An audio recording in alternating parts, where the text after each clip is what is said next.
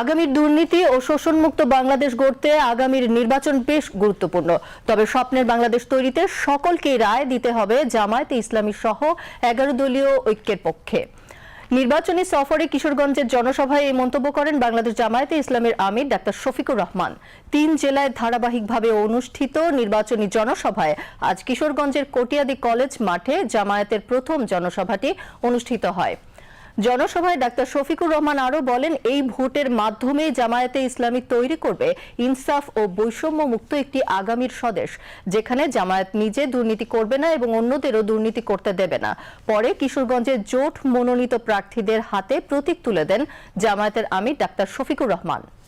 কিশোরগঞ্জের 6টি আসন বাংলাদেশের সকল জায়গার মতো মহান আল্লাহর উপর ভরসা করে আগামীর একটি দুর্নীতিমুক্ত, চাঁদাবাজ মুক্ত, আগামীর একটি মামলাবাজ মুক্ত, আগামীর একটি শোষণ মুক্ত, বৈষম্য মুক্ত, পারিবারিক দাপট এবং জমিদারি মুক্ত একটি বাংলাদেশ গড়ার জন্য আপনারা মেহেরবানি করে আমাদেরকে আপনাদের দোয়া, ভালোবাসা এবং পবিত্র বুকগুলার আমানত আমাদেরকে দিন। আমরা চাই আমাদের মেধার উপর সুবিচার করা হোক।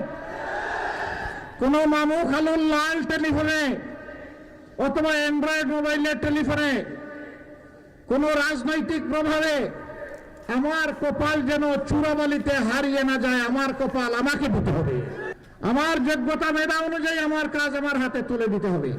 প্রিয় যুবকেরা, কথা দিচ্ছি ইনশাআল্লাহ আমরা তোমাদেরকে শিক্ষা প্রশিক্ষণ দিয়ে তোমাদের হাতকে বাংলা গড়ার কারিগরের হাতে পরিণত করবো ইনশাআল্লাহ।